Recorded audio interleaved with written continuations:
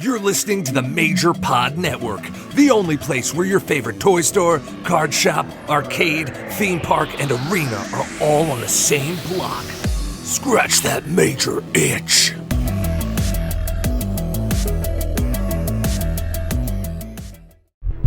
This is Tony Chimmel, and I'd like to introduce the hosts of the Game Marks podcast, George Feis and Johnny Clash.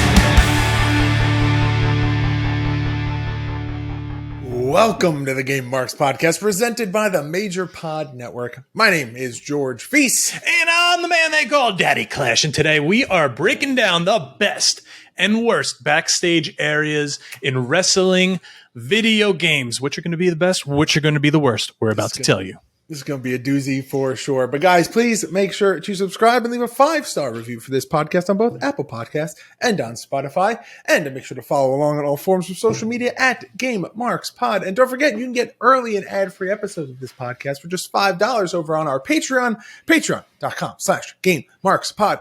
Johnny Clash, back into the swing of things. Here we go. Best and worst of backstage arenas. Whew. There's a lot to talk about. A lot more than I thought that we would be talking about. There is. But before we get into that, let's talk about Double Turn. The game we played last week on Steam.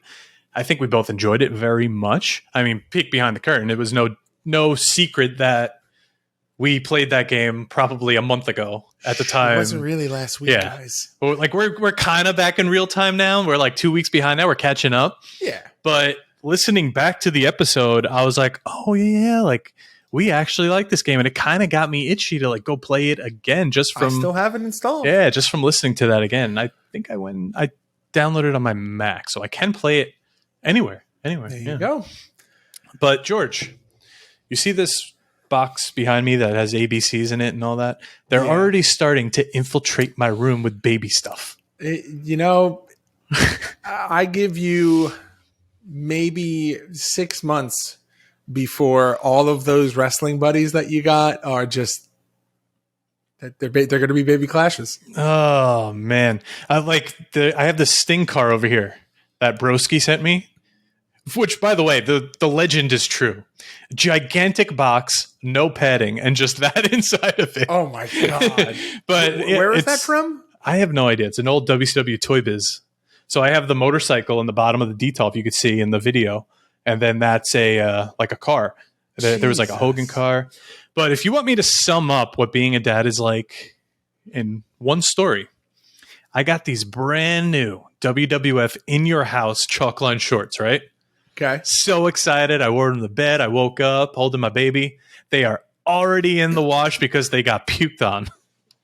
And that's being a dad, everybody. That is like the number one story. Well, we know you told me a very sad story about one of your favorite hats. Oh, I didn't even mention that. That's actually good to bring up here because that's why I'm not wearing it. It's just such a sad story. So I feel like I've had that hat since you're not wearing it now. Oh. Since For a second, I thought I was wearing the hat. I was like, the beginning of the podcast, we both had the same gray Pro Wrestling Tees hat.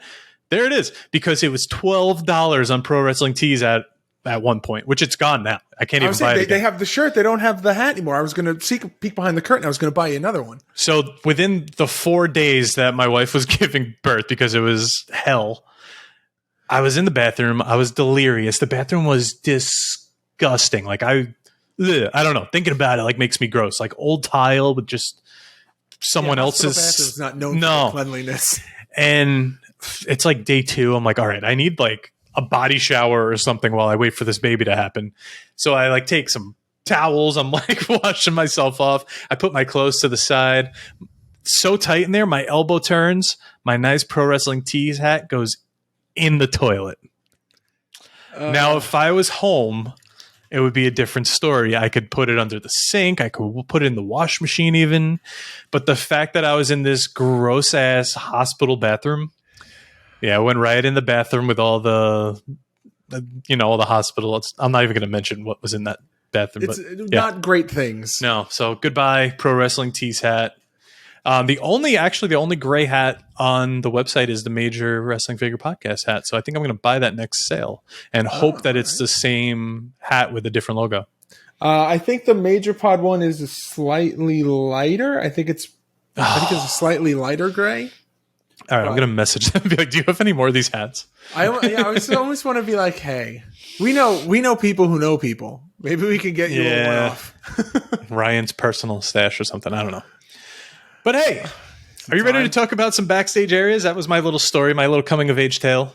Yeah, well, wait, am I supposed to call you Daddy Clash now? Is that like a thing? I don't know. We'll see how long we can keep it going. I would say, what do you mean how long? You are just forever dad now. Like that, that's not a title you turn off. Well, I noticed recently by the way, they've been calling Billy Gunn Daddy Ass like permanently. He's not Billy Gunn anymore. He's Daddy Ass. Yeah. His figure is Daddy Ass, which I think is how they got around his Legends deal with WWE. Oh, because Billy Gunn, he's Daddy Ass. That's my thought process. I don't know, but that's my thought. George, so much has happened. AEW Fight Forever has a release date. We got to catch up here. Oh my god! Yeah, I was gone for so long. Release date. It's like a couple of weeks away. Yeah, so within the next 2 weeks we'll be back in real time here on the pod and we can actually talk about it. But oh my god, I am excited. Yeah, I'm double pumped. Even the DLC packs look great because it's you get the announced DLC. It seems to be where you're getting like a couple of wrestlers and then also like an extra mini game, which is kind of fun because and the season pass if you get elite. That's something that I'm kind of interested in, like the mini games. Like, how are you going to plug in mini games into a wrestling game? It's we talked about the comparison was always the Pokemon Stadium, but like I'm very interested to see how this is going to go. Yeah. Maybe, you know what? When we get back, stream has to come back. When we get back to real time, when we're like a week out from this game releasing, I think we should just do a full bonus breakdown just on our thoughts, expectations, and hype it up. Yeah, and maybe if you can sneak away for like an hour or two on release day, we can do a live stream on Twitch and play. I would love to. No pressure, but it would be. It's on my bucket list now. If you get it on Steam, I'm all for it because I got it on Xbox. So I'm going to get it on Steam for the sake of the pod. I got the right version this time, so no 2K23. So proud of you. So proud of you. But all right, are you ready to take the plunge and put on those nostalgia goggles? I am very, very ready. It is now time for us to do the deep dive. Here we go.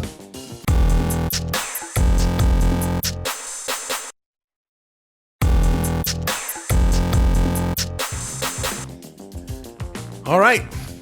Kick it off with baby. A game that you either love or you hate. I think we actually both enjoyed this game for the same reasons and gave it the same critique. We're going to start off here with WCW Mayhem. I think the way we're going to do this, we're going to kind of talk about the earlier ones that came out first. Then we're going to go into kind of what's it called, like the best, the worst. We're not going to really break down every single one here. We're going to kind of just zone in on what's good, what's bad, and the evolution here of parking lot and backstage areas, arenas.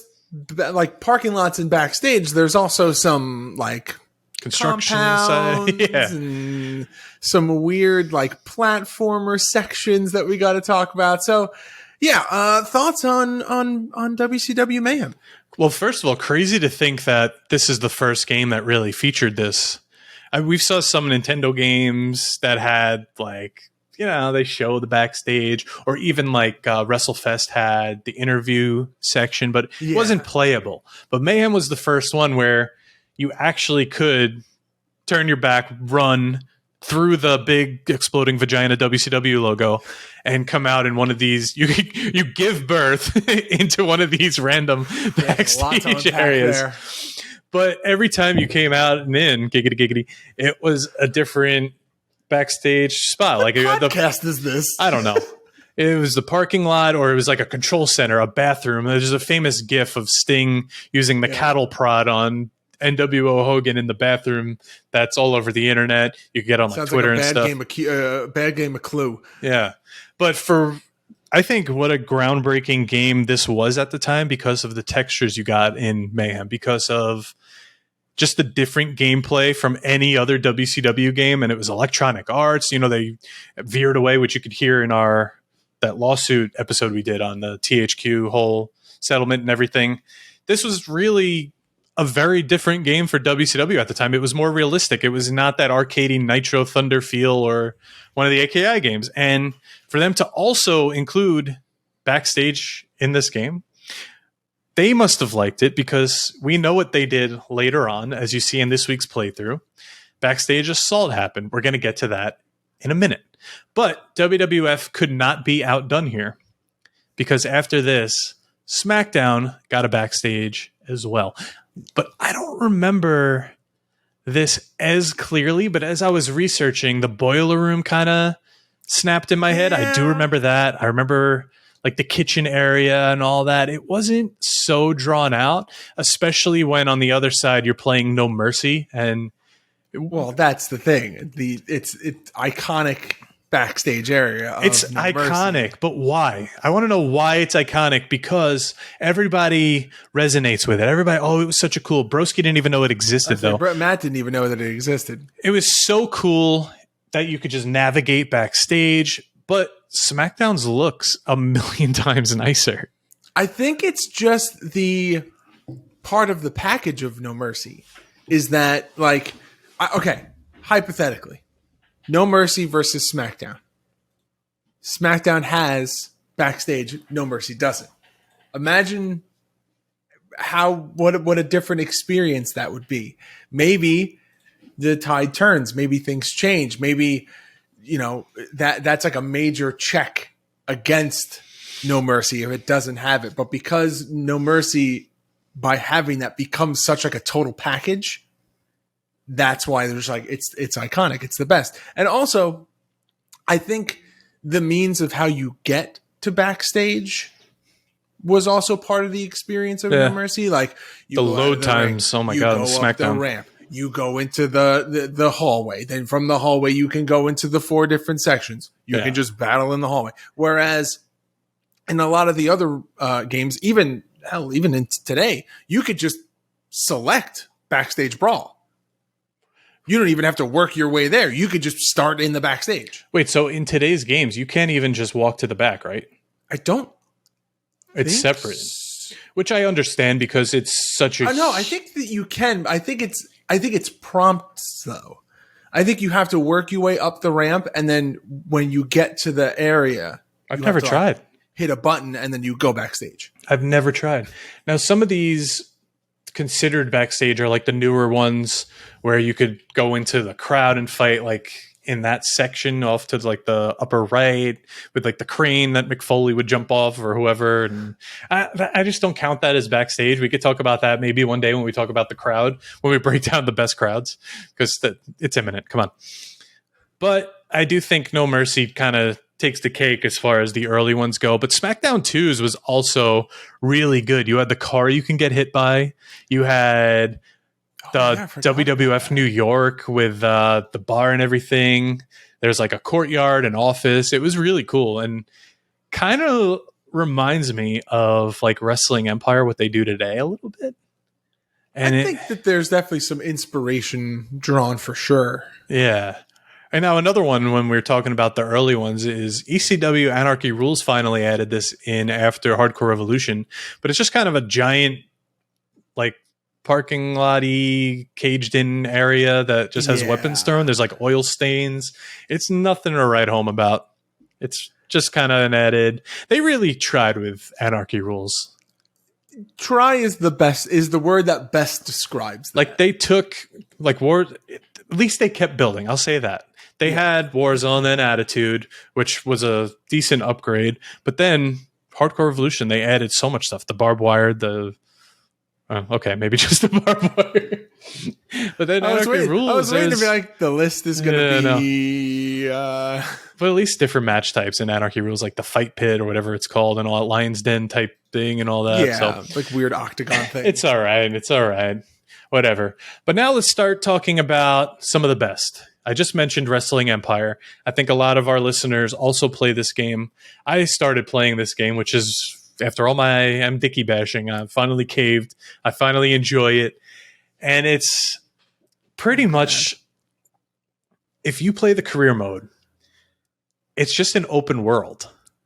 That's it. You could go from one spot to another with no questions asked. Other wrestlers are walking around. If you leave the building, there's just people everywhere that you can interact with. It's obviously not the best graphically, which we know from M. Dickey, but that's fine. That's the reason that you play that. And we even touched upon that. That you're not playing the M. Dickey games for like, the graphics are fantastic. Like the graphics are passable. They don't have to look past it. But you're not going to play this game and be like, I'm going to compare this to WWE 2K23 for what it is and the basis. Oh, what do you mean? Everyone's comparing Fight Forever to 2K23. Yeah. Touch grass, guys. Touch grass. I just love that you could start out, you walk into maybe a press conference. You beat up the guy giving the press conference. Then maybe you just stroll on to the ring. There's a match going on. You just interfere in the match, cause a disqualification. Then you pick up the microphone, call somebody out. Now you have a match. Match is done. All right, I'm going to go leave. I'm going to go walk to the locker room. There's another guy. I'm going to punch him in the face. He's going to try to sell me a camera. I'm going to say no. It's just endless fun. And it took so long for me to realize how cool this was. But incorporating a backstage like this is like key. Oh, yeah. It's part of the world building, I'd say. I don't know necessarily. It gives us like an RPG element. Yeah, it's got that, oddly enough, have you seen any footage of the new Street Fighter game? Nope. So that doesn't tickle my fancy, sorry. There's like an open world traversal, like you can like walk around and like interact with characters in the world. And is it Street Fighter 6? Yeah, it's like a big change for the legacy of Street Fighters, that there's just open world, like customized, like custom character. Lil Wayne's in the trailer? Experience. Is he playable? I have no idea. I only played the demo. I haven't picked it up yet. I don't think I've played a Street Fighter ever other than an arcade. It's on the list of games to get. All right. Speaking of playing games and demos, I don't know if I'm supposed to say this, but I played the new Harry Potter Quidditch game. I signed an NDA, so just pretend I didn't say this live on air. It was pretty cool. And another one releases this weekend, so I'm very excited. This man. Whatever. I'm not. Who the fuck am I? You know, like I'm playing Quidditch. It was fun. Had like a nice like Fortnite Rocket League feel to it. Okay. Like you could follow the bludger and all that by pressing. Like you follow the ball in Rocket League, and it's pretty cool. Anyway, back to the. I want to look into that. Look into it, but I signed up a long time ago. No. But I mean, like when it actually comes out. Oh. Okay, let's talk about some more of the best. I'm going to put 2K22 and 23 in here for some of my picks here, because being that I have worked for WWE a few times and I've been back there, even though it's been different. It's been Nassau Coliseum. It's been Barclays Center. It's been whatever, Rhode Island. They make it all look the same. The makeshift Vince McMahon's office, the locker room, the catering. Like you get used to, like you can know where you're going after a few times just because it all looks the same. The signs are the same. They built this in these past few games to look almost identical to what it is backstage. Even the signs are the same signs with the stupid little clip art.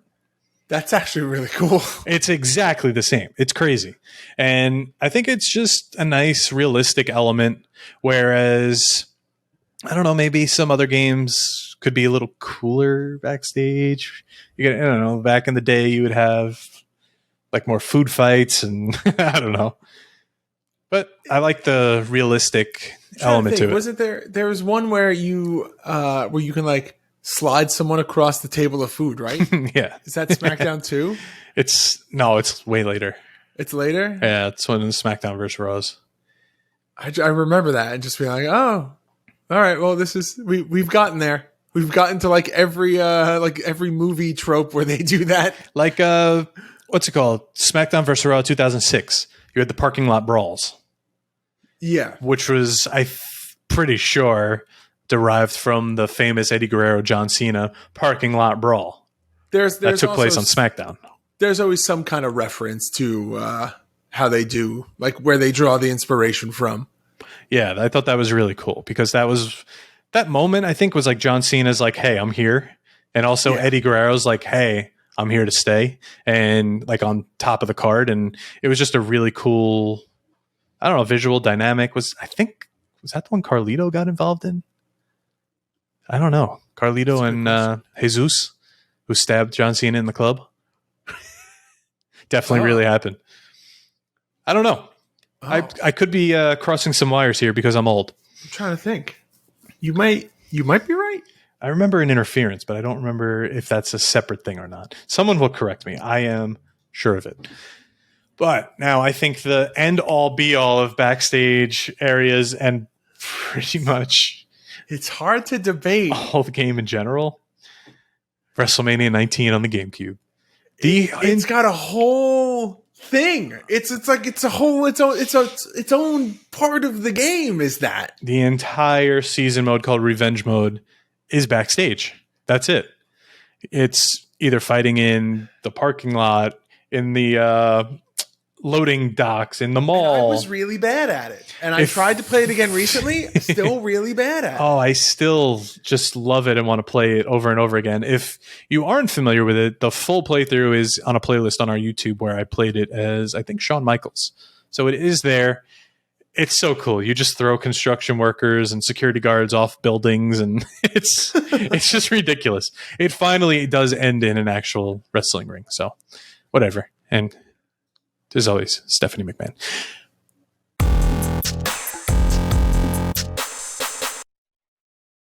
The Game Marks podcast is brought to you by Manscaped, the best in men's below-the-waist grooming, providing precision-engineered tools for your family jewels. The Performance Package 4.0 has arrived, and oh man, is it a game changer. It's the ultimate men's hygiene bundle. The Performance Package 4.0 comes with the Lawnmower 4.0, body hair trimmer, the Weed Whacker, ear and nose hair trimmer, below the belt toner and deodorant, performance boxer briefs, and a travel bag to hold all your goodies. It's definitely holding all my goodies, if you know what I mean. Over 7 million men worldwide trust Manscaped with their grooming needs, and we've got an exclusive offer for all of the Game Marks out there. You can get 20% off your order and free worldwide shipping just by using the code GameMarks at manscaped.com. Unlock your confidence and always use the right tool for the job with Manscaped. Manscaped.com and use code GameMarks.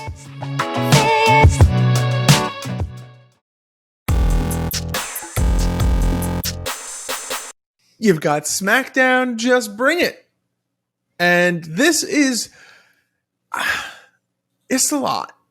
But it's a lot for, I don't know. There's sometimes you do Backstage where I think that there's too many sections, and then there's some where you're like, there's a lot, but it's okay. So in Just Bring It, you've got lobby, outside, parking garage, boiler room, WWF New York, VIP room, the hallways, locker room, the APA office, storage area, William Regal's office, the women's locker room, which is a whole thing in and of itself that's questionable, and just fighting out in Times Square. There's a lot. It's so much. It's so much. And I don't know. It's kind of just expanded from SmackDown 2, and it's very similar, just adding more stuff. Yeah.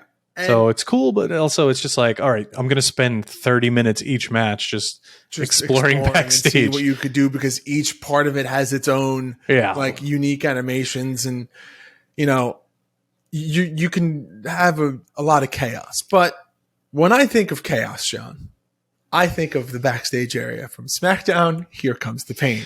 It's just all over the place.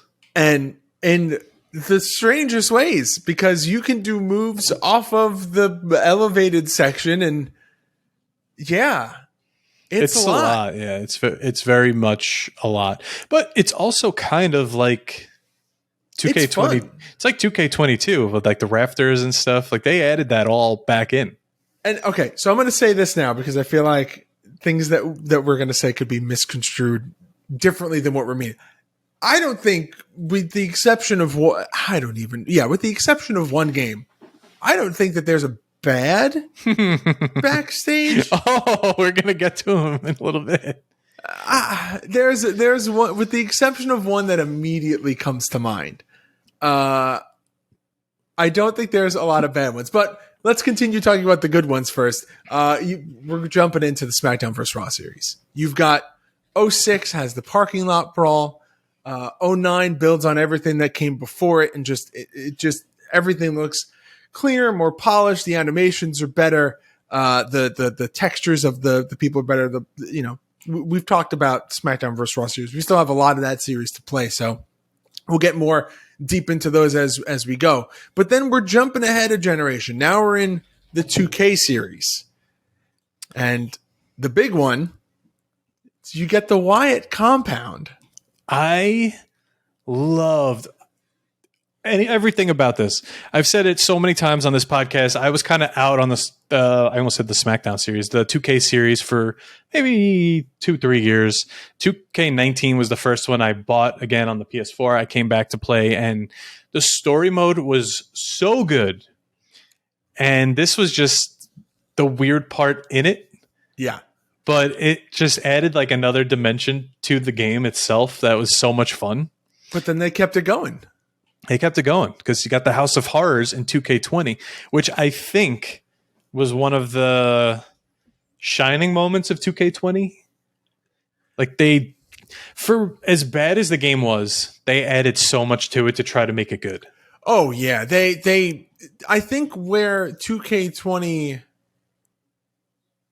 excelled was that they threw so much stuff on it, but yeah, one of the biggest downfalls of it is that the stuff that they threw was weird. Like, why do we need futuristic? Why do we need like the wrestlers as animals and Randy Orton as a literal viper and Bray Wyatt as like the Swamp Thing? Like, yeah, the idea was there of like, hey, we know the game's not great, but we're going to give you a ton of content. But then the content's going to be stuff that you don't necessarily want. Like, it wasn't bad content. It was just questionable content. I don't know if it's what people wanted. Yeah, they could have spent more time on the game itself. I don't know. One thing I kind of wish existed was Day of Reckoning having a backstage area. Because does that make it like the best game of all time for you? It already is, but I wish that, I don't know, you have plenty of backstage cutscenes, and it's such a cool looking, like it looks legit, and you're in the locker room like during, the season mode when you're just standing there, you could up your stats and all that, the same way they do it now and every other. I don't know, it just would have been cool to see what it would have looked like, but I get it. You're on a little small GameCube disc. You're not going to get that. Also, honorable mention to 2K23 in the My Rise mode. Oh, you're in all sorts of backstage areas and airports. They're not necessarily all playable, but it just really is like very immersive, and you're just in it. You're just in it. I think 2K23 is one of the better games to come out in the last couple of years.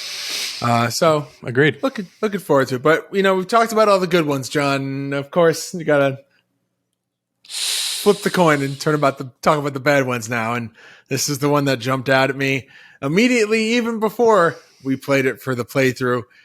WCW Backstage Assault. It's in the name. Backstage. The entire game is backstage. There's no ring. It's just not there.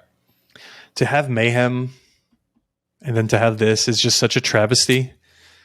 To think WCW was on its way out. It did not have much life left in it in general. So you might as well go out swinging and just take Mayhem. Maybe, honestly, they rushed this game and said, we got to get rid of this, and this so we can get it out before it's too late. I don't know. But, man, to dumb it down this much, to not have a single wrestling ring and just have it completely be backstage. Like, if this came out now, it would have to be like $9.99 on Steam. Oh, yeah. If even. It would not be a full release. And it's sad that like people bought this and thought, oh, this is Mayhem's sequel. Which, as we know, there was going to be a sequel. There was going to be a Mayhem 2 if all things went accordingly, but they did not. And then, you talk about Mayhem, we got to talk about the handheld version of Mayhem, because so also not great. So we played this, and to say it's one of the worst, I don't think visually it's one of the worst, because it kind of throws that backstage assault element just into a wrestling game. The only thing that makes it worse is at any time during a match, your opponent can just leave. Your opponent can leave the ring, go out the right side. You go out the left side. You don't know where your opponent is. It's just chasing. That's all it is. It's the game is just, if you remove that element of having to play tag, essentially, it actually is a pretty good. It's a Looney Tunes game. It's like Bugs Bunny, whatever the hell. It's just that one mechanic ruins it, because what would be otherwise a, I don't know, 5-minute match now expands to it being 10, 15 minutes, because it's not like the difficulty when you have to, try harder to win. You just have to spend all of this time chasing whoever you're wrestling around I almost wanted to say the ring. It's not the ring. You have to chase them around the world. The world, yeah. Multiple rooms. I think it's like 4 or 5 sections. Wrestling games love box trucks you could jump off. Yeah. They love it. They do. Box trucks and dumpsters. But okay, we have to... There's a weird one here. And your former tag partner's ears are ringing. Liam Davis's favorite game. I don't know if you remember this part specifically when we played this game, but randomly when you're fighting out of the ring in Royal Rumble on the Dreamcast, the lights just go out. When they come back on, you're just in you're in a random, the lights go out, and you're in a random backstage area. And it is just the weirdest thing. I don't remember. You don't remember that? Oh, it sounds familiar. Like, once you told me about it, it kind of, but like, I didn't remember that just on my own, but it does sound familiar. The lights go out and you don't want to play this game anymore. And then, the lights go out and then you're like, I'm going to turn off my console. Yeah. So, okay, here's a game that used to be near and dear to my heart until you play it now and you're like, what the hell was I thinking? Yep. WWF Raw 2 or WWE Raw 2. You don't have necessarily a full backstage, but within the story, you have certain cutscenes, and you could choose to argue or start a feud or become friends with someone. And it's just like the interview area. It's the parking lot where the Undertaker's motorcycle is, and things just kind of happen on their own.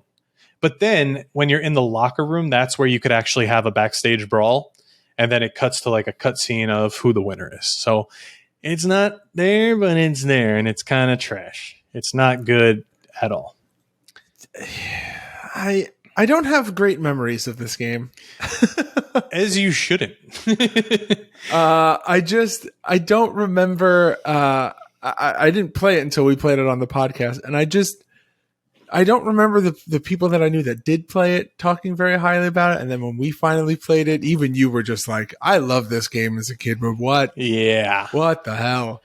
Yeah. Now, the last one I want to talk about here for the worst, I think some would consider it their favorite. But for me personally, I did not like this. It was too much to do. It was too expansive of a universe in a story mode to where you just want to get to the point.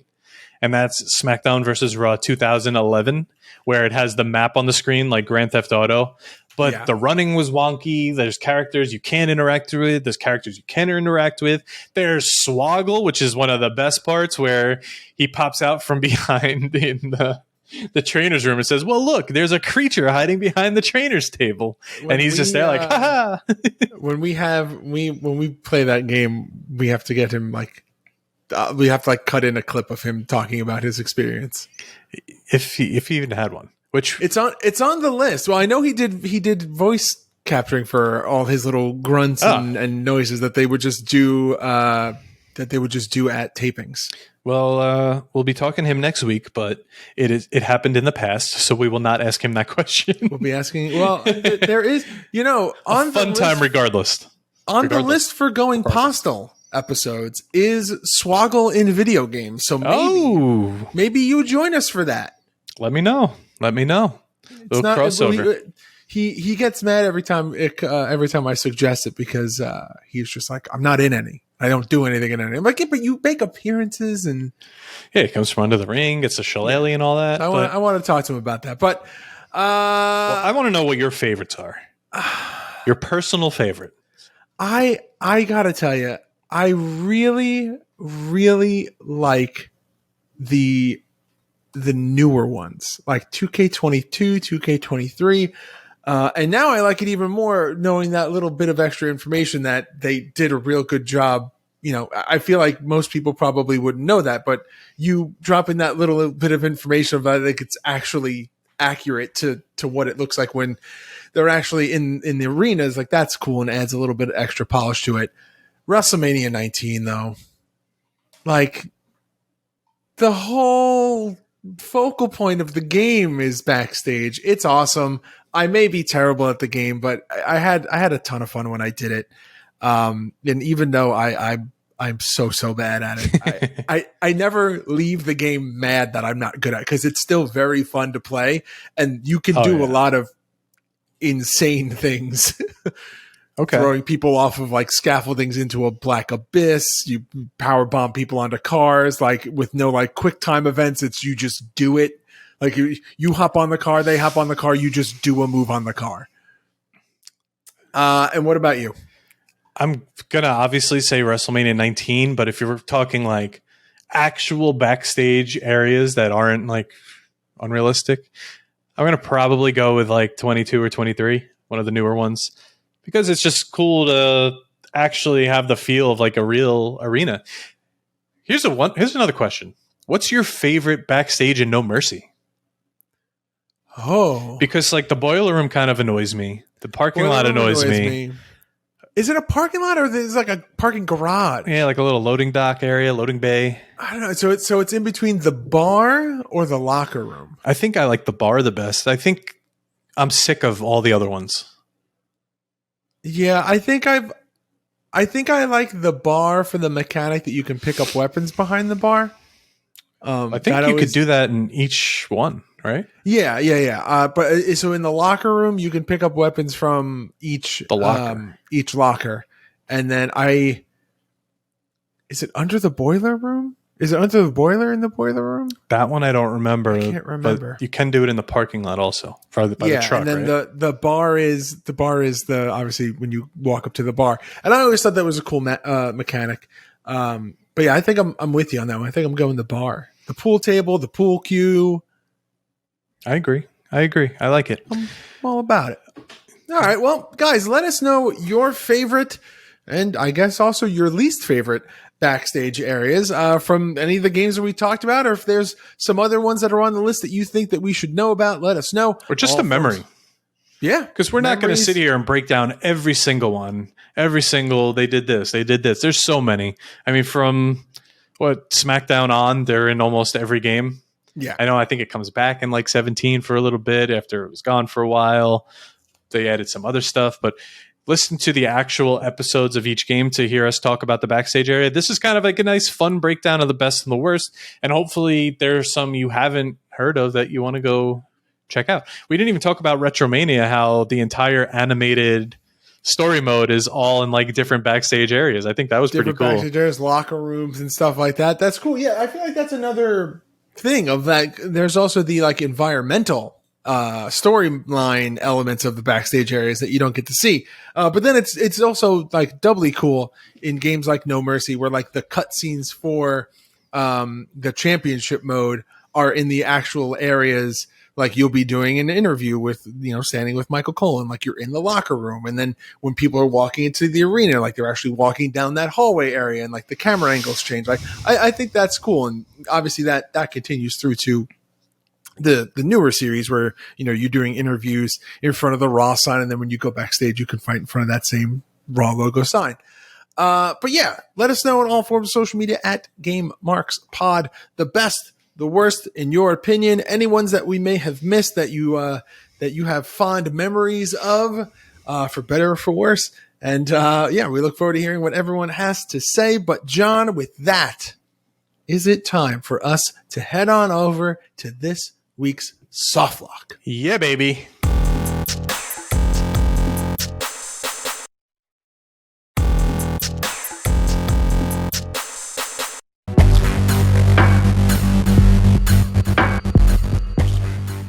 All right, Softlock is when one of our Patreon megamarks gives us a topic, a question of the week, and we debate, discuss, talk about it.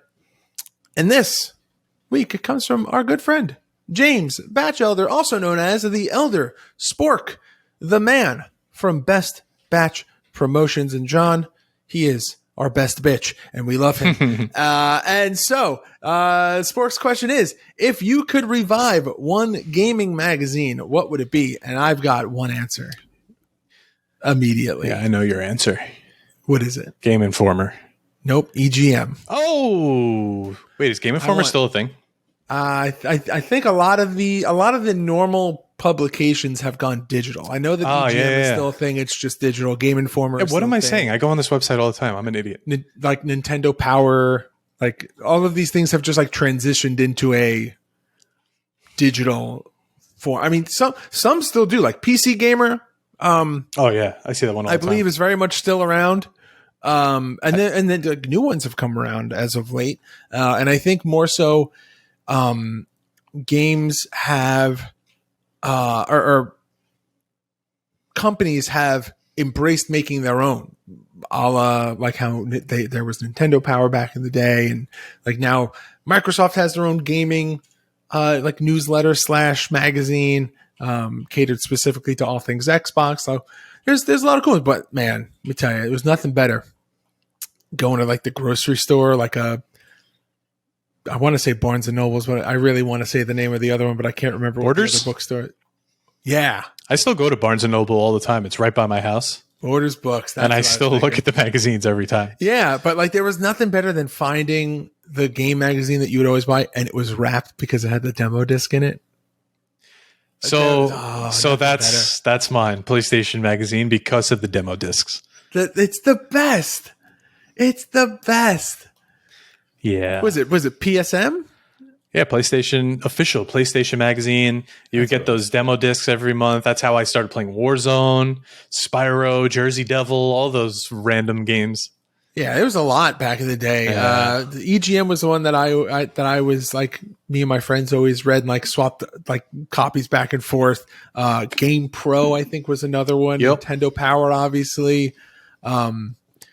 You know what I would love to do one day? I don't know how we would turn this into an episode, but I would love to break down like the guides. Oh my God. That's a lot of work. Like what I can't even remember what the name of it, like they were called. It was like Prima's official. Prima. But the I was a 1. Prima guides. Yeah, I couldn't be Pokemon without it. There's just something about them. Oh man, the printed guides, so good. They're just so good. But all right. Dude, so what other magazines? You're going with PSM? Yeah. Like I did Raw magazine, but I also did Guitar World. Like those were that PlayStation and Guitar World. Those are my 3. Yeah, I usually I did WWE. There was like the off. What was it? The big off, like non-affiliate. PWI? No, it's like World of Wrestling. Yes. Wow. Yeah. World of Wrestling. Yeah. That was another one that like came in. I had the Almanac. Oh, the World of Wrestling Almanac, and it had like Major Guns or something. And my mom was like, "Yeah, get this out of here." Yep. That was one of the ones where like there were some of the wrestling magazines where they had to like your parents had to like comb through it first and be like, "Yeah, hold on, you can look at this in like 10 seconds." What's ECW? Yeah, Rips page. But yeah, those are my big things. It was WWE magazine, either EGM, Nintendo Power, or the PlayStation one, and then love Guitar World. World of Wrestling. Guitar World had they had demo discs also, but of like music, like how to play. which, I mean, sometimes you don't need that, but it would like be instructional, like, here's how to play Metallica, blah, blah, blah, which is really hard. Yeah. Step by step. But they would also give you like a featured like tab of the month or of like a song. So you'd be like, That's oh, cool. cool. I've never thought to play this song before. Let's give it a go. I Half didn't the play the time right it was, instrument. yeah, no, you didn't. I did play the right instrument. Drum magazine. It comes with a free Sticks. little slash symbol and It comes with a little sticker you could put to muddle your snare drum. yeah. It comes. This issue comes with moon gel, so you can help the resonance gel. All right. With that, let us know your favorite gaming magazines, whether it was ones that we had heard of or you're just hopping on board and chiming in with the ones that we already named. But, John, next week on the podcast. Wait. I want to hear the next 2 weeks. Oh, okay. Yeah. Greedy. I'll feed you, baby bird. Don't worry. Daddy Bird. Here we go. Next week. I didn't hear what you said. What did you say? Daddy Bird. Oh, God, Daddy Bird. So, wait, are you Daddy Big Bird now? No, Big Bird's dead. Forget about the Big Bird. Oh, my God. What'd you do with the hat? I don't know, honestly. It's somewhere. It's in your gear bag. Probably crushed and stinky, yeah. What is it? You had the hat and the scarf. Ooh.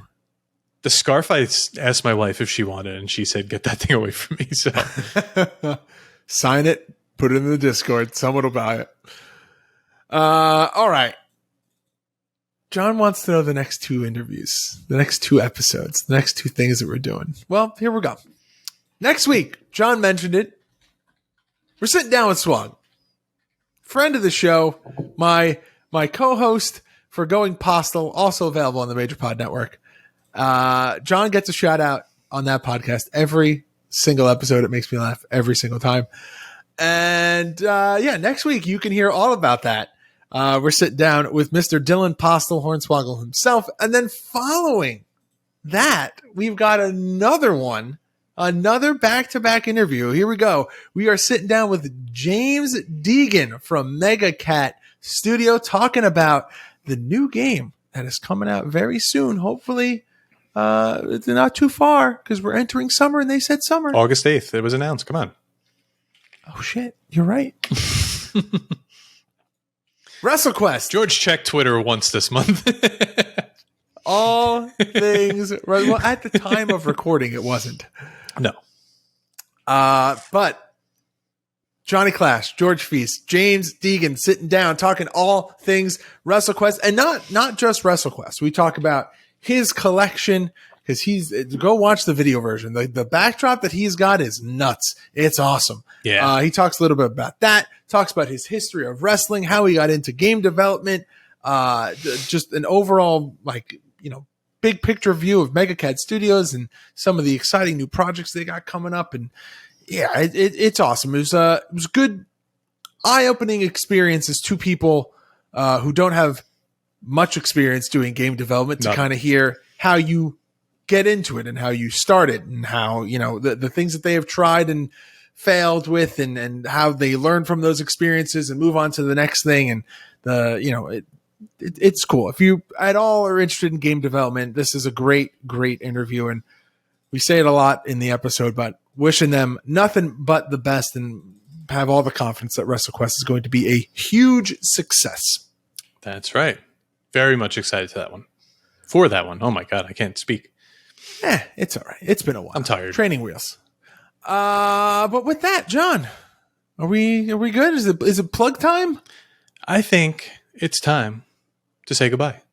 All right. Well, youtube.com/GameMarksPodcast for this week's playthrough video and all of the other episodes and playthroughs. GameMarksPod.com/shop for all of our exclusive merchandise. ProWrestlingTees.com/GameMarksPod for our shirts. Patreon.com/GameMarksPod to get episodes of this podcast early and ad-free for only $5 at Game Marks Pod on all forms of social media. And please make sure to like, comment, subscribe, ring that notification bell.